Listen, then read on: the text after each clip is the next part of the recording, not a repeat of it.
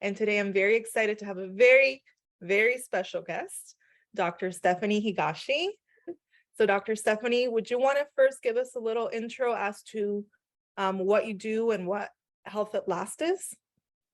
Absolutely. I'm the CEO and founder of Health Atlast. It's the first and only multi-specialty healthcare franchise in the world, and we offer medical, chiropractic, acupuncture, massage, and physical therapy at all of our clinic locations across the country. And our whole goals and purposes are to help lower and eliminate unnecessary drugs and surgery and provide function, health, and joy so people can literally enjoy the freedom of health. Love that. That's fantastic. I was in a meeting one day and you started speaking about the health of your gut and how that relates to mental health and prescription medication. And I found it fascinating. So I'm wondering if you can give us a little intro to that subject and like how that all works and really like your gut can affect your mental health. You can tell us about that. That'd be great. Yeah, I'd love to share that story.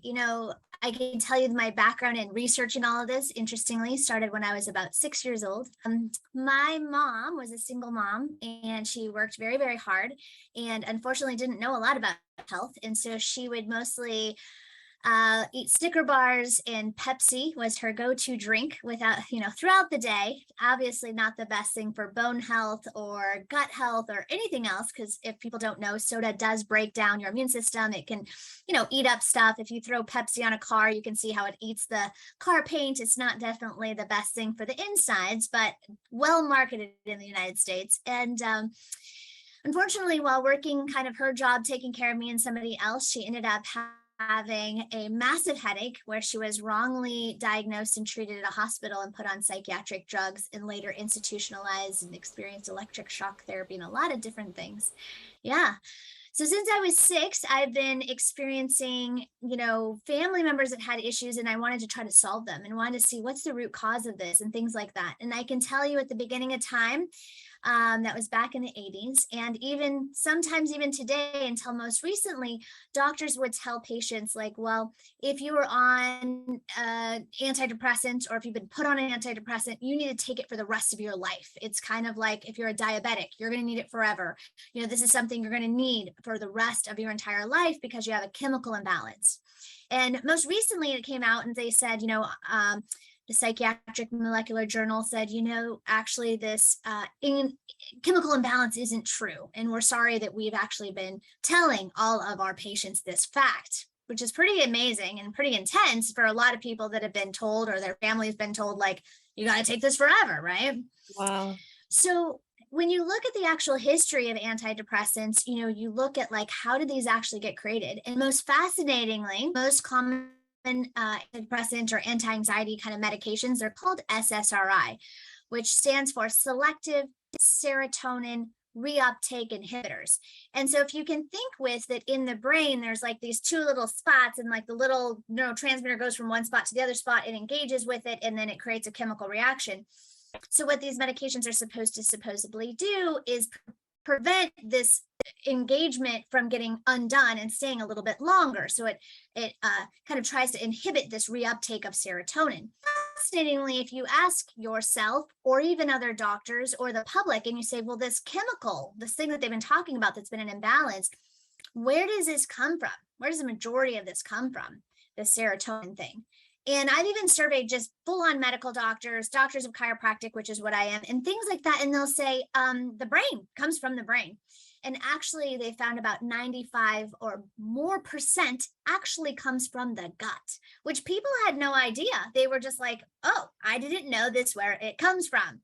Wow. So you go, okay, good. So what's happening with these SSRIs and what's happening with this depression? And I don't know, this is a very common sense question, is how come when people take these antidepressants, one of the warning signs is increased depression, worsening of depression, increased suicidal tendency? Like, it doesn't even really make sense. Like, okay, I'm going to take an antidepressant, but it can make me more depressed. Like, how does this work?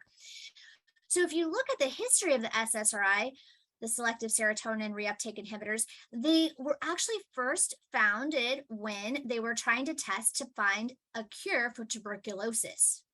So what they were doing is they were trying to cure tuberculosis and trying to figure out tuberculosis, which is kind of this lung disease, bacterial type of thing. And so what happened is they found that somehow when people were taking these medications, they were gleeful or happy. And so they were like, well, maybe this will help with depression. Well, if Wow. anybody in modern time, or any female particularly, that's ever taken an antibiotic, they know that it causes a disruption of bacteria and yeast. Though maybe a woman might have like a yeast infection or something like that. They know that this happens. And it's usually why doctors say, oh, if you take an antibiotic, you need to then take a probiotic as an example, right? Because we have all this bacteria in the gut. And if you wipe it out, it messes it up.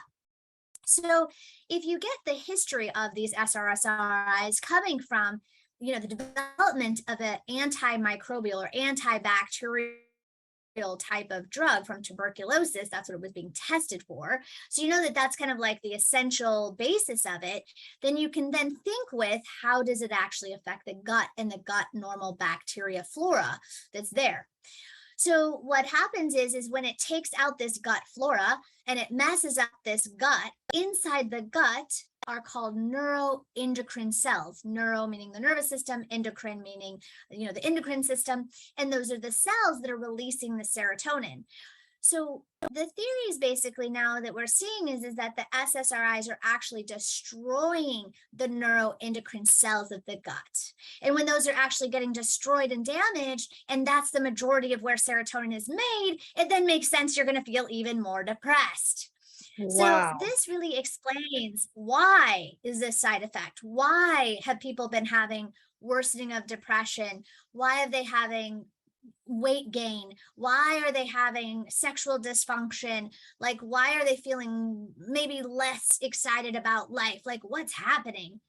And so, of course, anyone who's been on these medications definitely can't just like stop. Like, that's definitely not a thing because it's your body gets used to it. It has dependencies on it. And I would tell you, just because my undergraduate degree is in biochemistry, biochemically, these things can stay in your body for sometimes months, at a time. So sometimes somebody might say like, oh, well, I stopped taking it and I'm just going to stop taking it. And I feel fine, maybe even after a week, but maybe as they get to month 2 or 3, all of a sudden they don't feel good.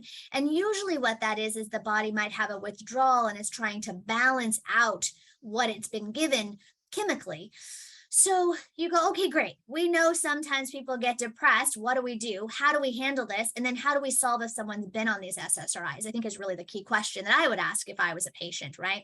Right. Well, first thing would be we need to change the diet. So luckily, my mom, after many years, probably from age 20 to 40, she was on antidepressants, was actually able to fully get off of all of them for the rest of her life. And so it is totally possible, right? Wow. But a lot of it comes down to changing the diet, not eating Pepsi and Snicker bars for every meal, right? Not skipping meals, not just like, smoking and just drinking coffee and caffeine. It really comes back to really eating healthy, which I know everybody knows that, but it's like, what does that mean? Usually recommend people to have half their body weight in ounces of water. Most people don't have enough water, so waste just sits in their system too long. It means to be able to have a pre and probiotic so that there's the natural gut. And particularly if you gone through a history of taking antibiotics, had ear infections, people take it for acne, whatever they've had for antibiotics, they need to replace those bacteria that have been wiped out and balanced out, right? And there are technologies we've been using, Viome recently, that actually test to see what which bacteria you might be lacking or which ones you might not have or need, and then they can replenish it and custom to your body. So pre and probiotics is super essential. The second thing is that when someone's been taking a medication or has been experiencing a tremendous amount of stress, loss of relationship, loss of a cat, a dog, a loved one, a marriage, a house, whatever it may be, that does create stress and deplete some of the chemicals of the body. So one of the technologies we've been utilizing are amino acids, and these amino acid formularies, and amino acids are the precursors to protein, and these have zero side effects because it's just like the building blocks that the body needs. So one of the things is you utilize these amino acids, pre and probiotics, the body heal, you start eating healthy, eating naturally, working with physicians, you can start lowering and eliminating these medications if you're already on the medication. And I think just changing the lifestyle and connections in life. But you're right, Dharma. I mean, water, food, gut health, life, balanced life is really essentially the most important part of it all. Wow, I learned so much in that short amount of time. That is fascinating.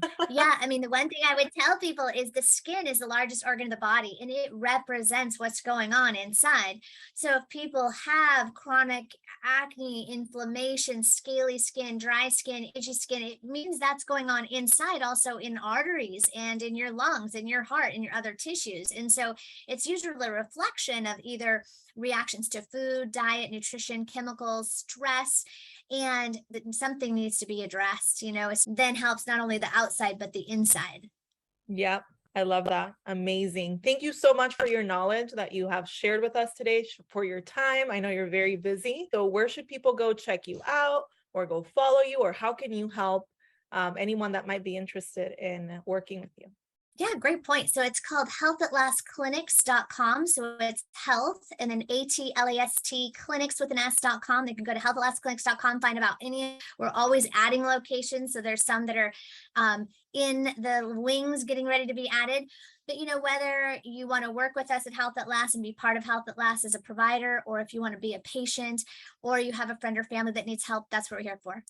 Yep, I love it because you are a franchise, right? That is correct. So we're always reaching out, growing, and helping more people. I love it. Fascinating. Thank you so much, Stephanie. We Thank will be in you. touch. Thank you, everybody, for Okay. watching. I'll see you on the next Bye. one. Bye.